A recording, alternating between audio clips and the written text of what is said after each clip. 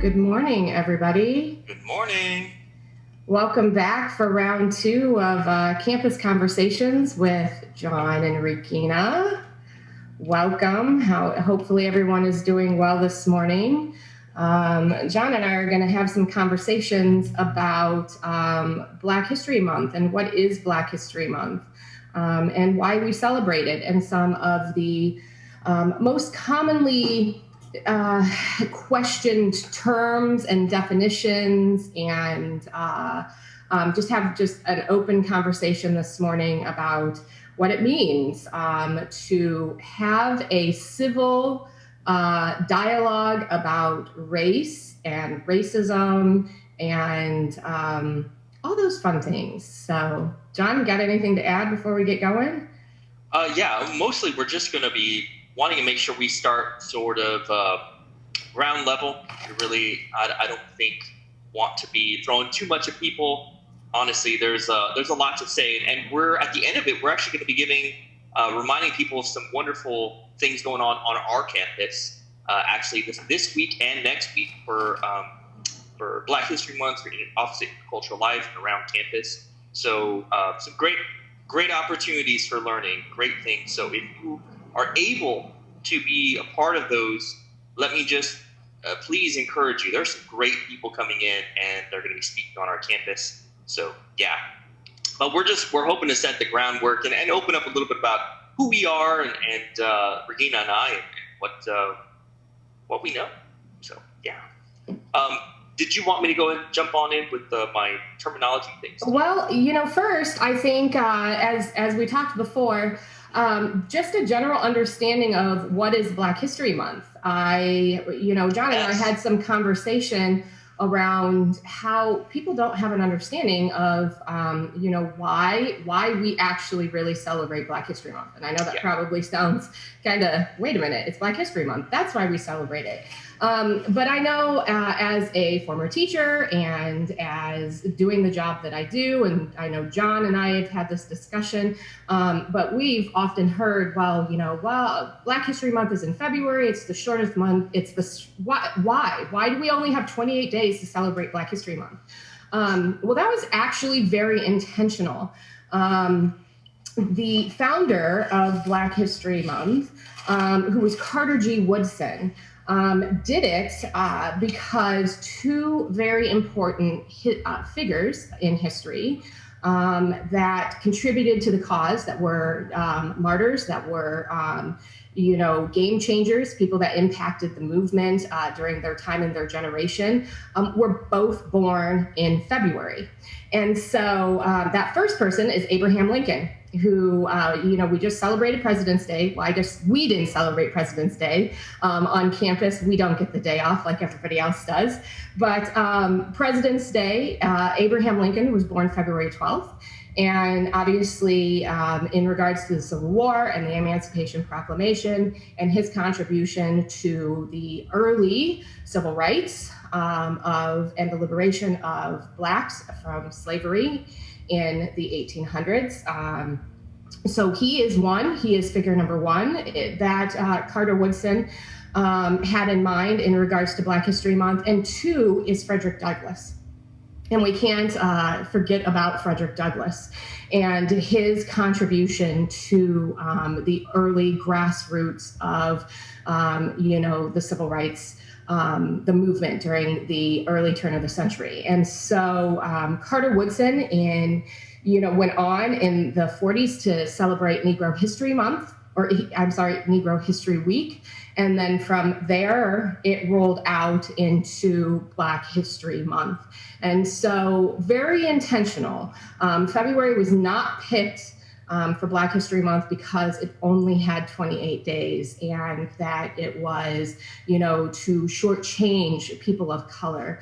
And it was selected because of the historical context and the people that contributed to early grassroots movements for for Blacks and African Americans, here in the United States. And so that is why, and that's a very watered down, simplified version of why we celebrate Black history, but nonetheless an important one, and one that John and I wanted to make sure that we put out there, because February was intentional, and it was intentional because it means something to the Black and the African American community. So with that being said, I think that's a good spin-off about, let's have some deeper dive into basic Yeah, things. that said, I totally understand the irony. I think Regina and I both understand the irony of the fact that February is the shortest month of the year. And yeah, people think that,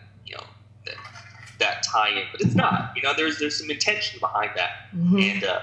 And we can talk about, how Abe Lincoln wasn't perfect either, right? The guy was not. We can have that discussion, okay, about why the Emancipation Proclamation really came to play, the Civil War, and all. That's a wonderful conversation to have. But we just want to make sure we threw it out there as far as reasons. So I want to throw out a little moose bruche, right? A little taste of what's to come.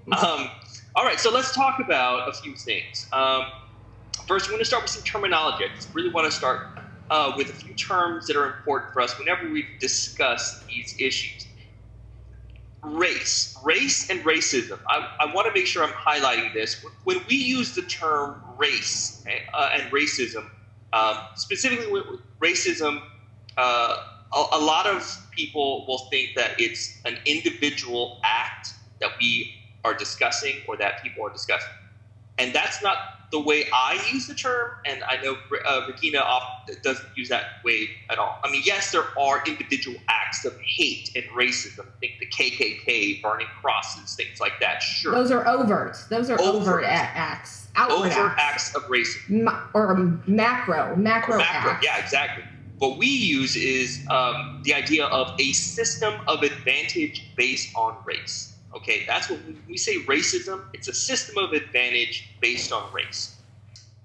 And so there's macro and there's microaggression, and there's a lot of in between, right? So what do we say when we say macro? Macro, like the overt acts of racism, calling someone the N-word, that sort of thing. It's a big derogatory stuff. Slur. Absolutely.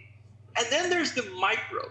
Right? Those are the ones that a lot of people, and unfortunately in our culture, we minimize microaggressions. And microaggressions are pretty much what you might think. They're small. Think of them as small cuts. But if you cut someone enough, there's so many times they build on each other, and it's not a micro issue. It's a major issue. So think about it when someone says, I used the example earlier, we were kind of preparing for this. If someone says to you, wow, you speak, if someone comes up to you, you speak wonderful English. And you're like, I was born and raised in this country, lady. Like, what do you mean? Oh, you're othering me. Oh, okay. That sort of thing. So when we talk about macro and microaggressions, those microaggressions, unfortunately, many in our culture don't consider them to be as important as they are. When someone says, someone comes up to you, you speak wonderful English. And you're like, I was born and raised in this country, lady. Like, what do you mean? Oh, you're othering me. Oh, okay. That sort of thing. So when we talk about macro and microaggressions, those microaggressions, unfortunately, many in our culture don't consider them to be as important as they are. When someone says,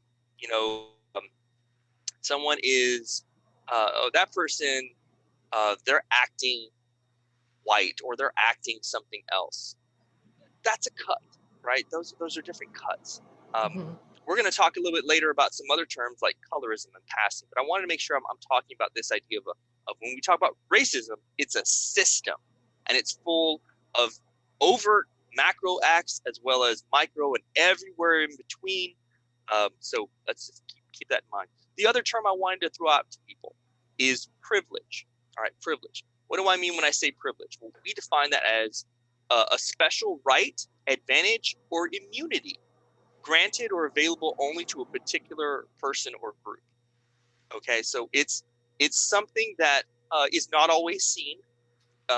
Just because you don't notice it doesn't mean it doesn't exist, right? But it gives you a pass, if you will, and it's only available to a particular group. Others don't all have the same, right? So it's privilege. We've talked about things in our society, things like male privilege, white privilege, all kinds of privileges that are out there. And so I just want to make sure I wanted to bring those two definitions in with racism and privilege as far as this. No, and John's spot on. And I would add in there, you know, when we go back to the origin of, okay, why do we celebrate Black History Month, right? And that Abraham Lincoln was an important figure in history and for Black history and for the movement. And as John said, there's lots of tricky things around the proclamation, Emancipation Proclamation. That could be a whole segment in itself, quite honestly. But one of the things that when we talk about that structure and how things became systemic, right? And why the system of racism occurs, you know, it is important for us to step back to that time period in which Abraham Lincoln and Frederick Douglass were important, because, you know, structural racism started there. A hierarchy and a system of racism started during, you know, I mean, it started before, but it was empowered during that 1800 and why we eventually went to war in the Civil War. You know, plantations, John and I were having this conversation earlier this week. Plantations, ironically, were very diverse places, right? All kinds of shades and colors and people. However, there was a structure, there was a power structure that was created in those scenarios because of the color or lack thereof one's skin. You know, I'll share something personal. You know, when I was still teaching high school, God, 15 years ago, 16 years ago, one of the things when I talked about the Civil War and I was having that conversation with students was, you know, the difference. You know, I am a multiracial woman, and my siblings, I have another sibling who is biracial. And, you know, the difference between my life growing up in that time period and his life growing up in that time period would have looked very different, because of the color of our skin. Our roles and responsibilities in that climate would have been very different, very different. I would have been allowed privilege because there is that passing factor or that colorism in there. And so, and my brother and my other siblings, on the other hand, that would not have been granted to them. We look different. I mean, we look the same, but we look different. You know, the irony in that, right? We all have those siblings and we're like, oh, wait, you guys look the same, but you look different. So yes.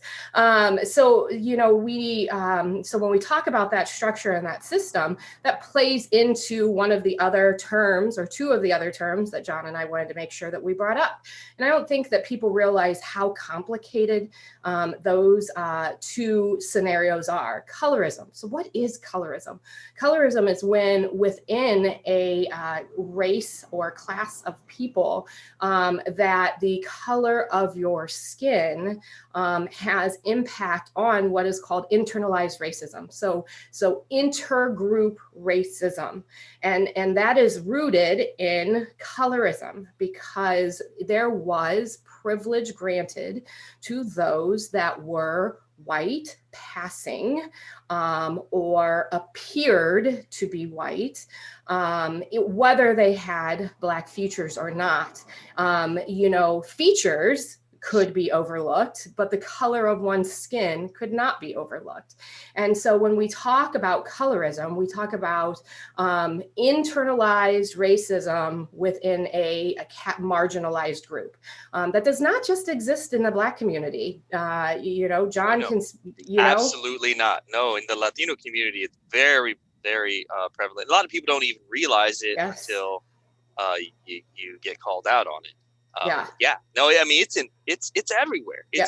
It's in Asian cultures. You can even look that up and find out like there are people that will judge others on the lightness of the skin. Though people that try to do that. Mm-hmm. There's it's always about the darkness is the darker tones. Well, I shouldn't say always, but most often the Yeah. dark tones are the ones that are um, looked down upon. Yeah.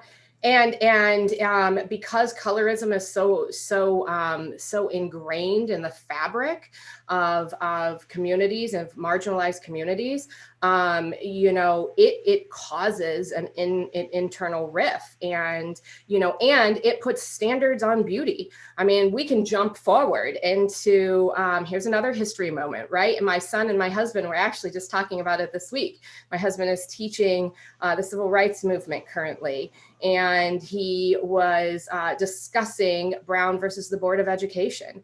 And, I remember when they brought in the doll test to start, trying to dismantle the whole concept of separate but equal. And if you've never seen the doll test, goodness, it's powerful. So you have children of all shades having dolls put in front of them, light dolls, dark dolls, and all of the students. One of the questions that has always stuck out to me when you watch that segment or watch that episode, which doll is pretty? Even the Black students picked the white doll. And which doll is ugly? Even the Black students picked the Black doll. And so, when we think of that, we think of how ingrained that is. And when John, brought up the concept of, systemic racism, it's real, right? Because there have been over our generations, even if we have not individually contributed to it. And we all have, to some extent, consciously or unconsciously. We could have a whole nother conversation on bias. Yes. But because that has been so ingrained into our fabric, it exists. Systemic racism is real. It exists. Colorism is real. The concept of passing or, giving up one's identity because it grants you privilege. Many slaves left slavery, and in that early, mid to late 1800s, if they could pass and knew that was going to give them privilege, they stripped their Black identity. And that's saddening, and it's disheartening, but that is, but it's something we should all learn from, and it's something we should all be aware of. And, the inner history geek in me knows that you have to unpack all of those things to really have a full understanding of why we are where we are today. And so speaking of that, we've got a couple of things. We're not going to go overly long today, but we have a couple of things that we wanted to highlight before we ended. And one of those things, John and I, based off of our conversation of, terminology and systemic racism and colorism and all of those things, we actually had just a conversation back and forth as we were prepping. When was our first recognition of our own personal racial identity? Because, when we talk about colorism and we talk about passing, John and I, with no intentions, attempt to not be the people of color we are. But because we both are on the fairer complected side of our racial identity, we often find ourselves misidentified. And so we were having that conversation of, when was our first real racial identity recognition? So, John, speak. Yeah, Tell me. I'll tell you, I was a bit of a late. At least I feel like I was a bit of a late person to seeing this. Now, please understand, I have always known I am Mexican American. I've always known I'm a Latino. I've always known that part of me, that Tejano part specifically from, growing up in Texas, right? So I have always seen that part of me and known that has existed. My parents raised me to understand that. I get that. But what I want people to understand is I also grew up in South Texas, right? I grew up in San Antonio, like military town, USA, right? We have so many bases, people from all over the world. Um, so difference wasn't an issue, right? The fact that my Spanish sucks, and it does, I'll be honest, like it really, I know look, I want to be real That with makes y'all. me laugh. My Spanish, it's not 100%. It's just not. So I've gotten better about it. And I know it's sad because like both of my parents speak fluently and I don't. But it's a third generation deal. We can get into that as a Latino being a third generation and how like darn near all my cousins like they struggle with Spanish, but whatever. And yet all of my tios, like everybody else speaks Spanish. It's just a thing. Um, but anyway, so like it wasn't a deal for me. It wasn't a deal that I didn't speak Spanish very well, right? Because I could understand it, I could get by, whatever. It wasn't until I went to college, and I went to college at Baylor University, which was in Texas, in Waco, Texas, and there is where I really felt that my Latino identity came and started to be questioned and solidified. I started questioning people looked at me differently when they're like expecting me to speak Spanish and it didn't. And, there's that whole thing of I tried really hard to learn because I didn't want people to judge me. Right. And I got better, but I was never placed in a situation where I felt I needed to still. And so again, I can get by with Spanish, but there's a lot of lo siento, más espacio, por favor. There's a lot of that going on, and so it wasn't really until then though that I really started to question that for myself, and I recognized the fact that I was at an institution of higher education and that I started seeing that I was treated differently because I am more fair skinned as a Mexican American. I was tall. That's different. A lot of my family members aren't as tall. Some of them are. We got that, but a lot of folks will judge and they'll look at me and they won't necessarily say that's a Mexican and that's a Mexican American. And so there was some stuff I had to go through regarding that. And I'm not going to tell you that, I'm completely over it. I have arrived and I'm completely comfortable. No, I mean, I have dealt with this my entire adult life. But that was really when I started to think through my college years, to really question my own identity and understanding. So if you're a student out there at Monmouth College or elsewhere, it's okay. I just want to tell you it's okay for you to be having these conversations and questioning and thinking through your identity. So anyways, that's me. What about you, Regina? I want to hear about you. Yeah, well, I appreciate your journey, John. I really do, and I definitely think college is those pivot years for most people, even if you are, salient in your racial identity. But for me, it's goodness, it's so complex. So the watered down version is that, I was raised by my grandparents, and my grandmother was an immigrant. She immigrated from Germany, and so she got her U.S. citizenship when my mother was 16.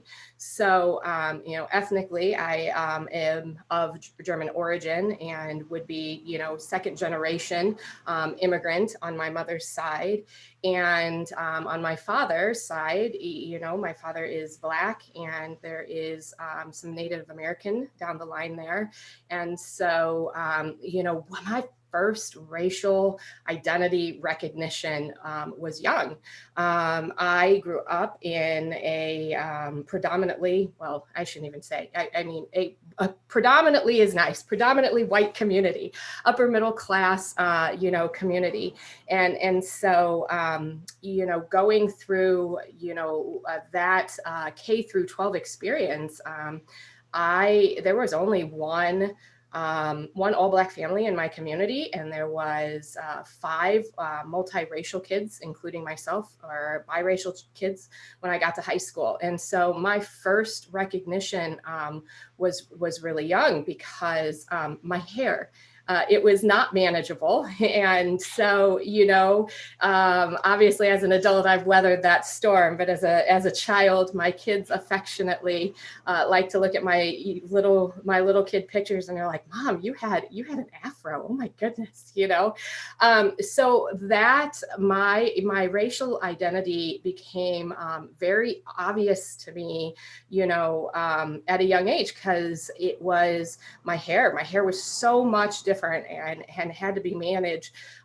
differently than the people in my family, and because I was raised by my grandparents. And so that stuck with me.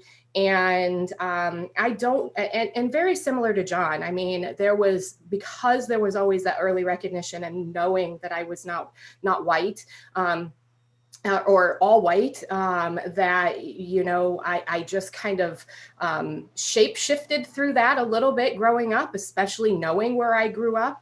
And I always amaze students here and elsewhere when I say, Monmouth College was the first time I sat in spaces with students, more students of color than I had ever sat in before. And yes, we're a PWI. I fully recognize that. And we were more of a PWI back 20 years ago. I am not old. But there is something about that college coming of age. And if you do any reading or research on the racial identity and development, it segues pretty, it fits, right? That realization and that cognition and that acceptance and that growing period often happens in those transformational years, right? Between 18 and 25.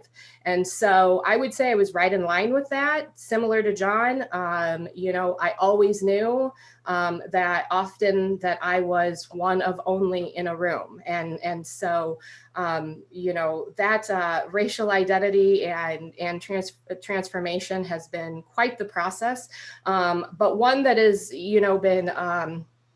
been empowering. I'm not going to say it's not frustrating. I think John probably would agree with that. At moments it's frustrating. Yes. There's pushback. Oh, well, you're passing, or you're too white, or you're one not of the Black. good ones. You're one of the good ones, or right. From the other side, you're not Black enough, or you're not Latino enough. I mean, there's this push and pull, but at the end of the day, I think it's incredibly important to come to peace and be salient in both your your outward, your racial identity, and within yourself, because it's a tough process, and it's going to ebb and flow.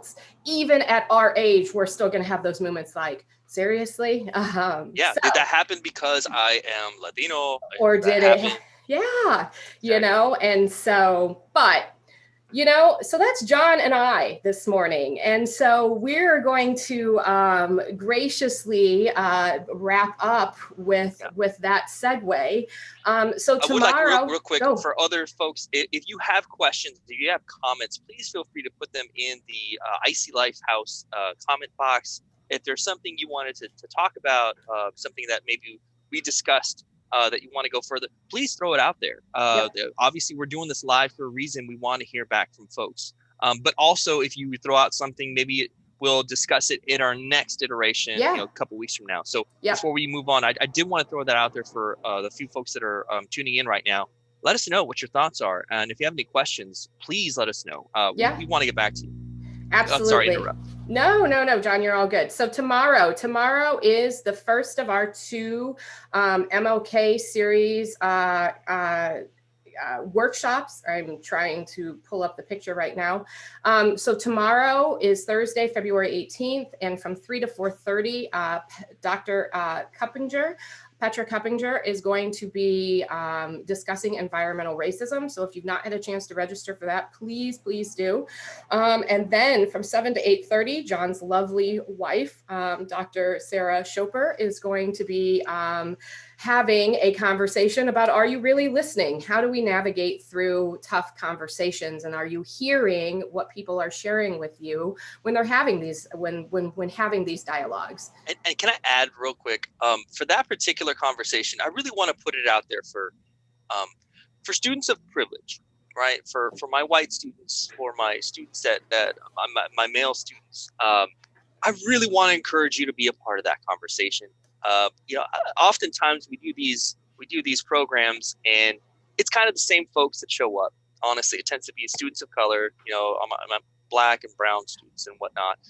I want that particular one is meant for folks that if you have questions, that's a good conversation to have, because it's going to be talking about how you can better listen and know. So I just really want to put that out there. It's open, of course, to all students, but I really want to encourage you, my white students, my male students, to consider coming to that one, as well as obviously Professor Kubicher's as well. But I really want you to feel welcome to come to that, because I think you'll get a lot. You'll take away a lot from that conversation. Sorry. No, absolutely. And then we will jump in next week on February 25th. We have my friend and colleague, Dr. Eddie Moore, who is the founder of the White Privilege Conference. He will be presenting from 7 to 8:30. He is our keynote, and we will have a Q&A, and he is going to be talking about Not in My School, how white supremacy and systems of oppression undermine the best of intentions. And I think that's a critical conversation to have these days. There's obviously a lot of debate, and people feel very passionately on either side, but Dr. Moore does a wonderful job explaining why and what we do intentionally and unintentionally, and how we sometimes continue to perpetuate cycles and systems. And so I strongly encourage you to jump in there to any of those sessions. And additionally, if you have not done so, and you are a young man on campus or other campuses, our Men of Color Retreat is happening this weekend from 9:30 to 12:30 via Zoom. And you can, again, post in the chat. We can get the information, and that will go up live on Saturday morning. And so we look forward to do that. I am hosting that event with Bradley University, Cornell College, or say Cornell University. Those are two different places, goodness. And Western Illinois University. So I have to give a shout out to my colleagues on the other campuses. We're definitely looking forward to having everyone. So 2 weeks, we will see everybody back in 2 weeks. And we will be live again on Wednesday morning, March 3rd. So everyone, have a good Wednesday. We'll talk to you soon. Take care. Bye.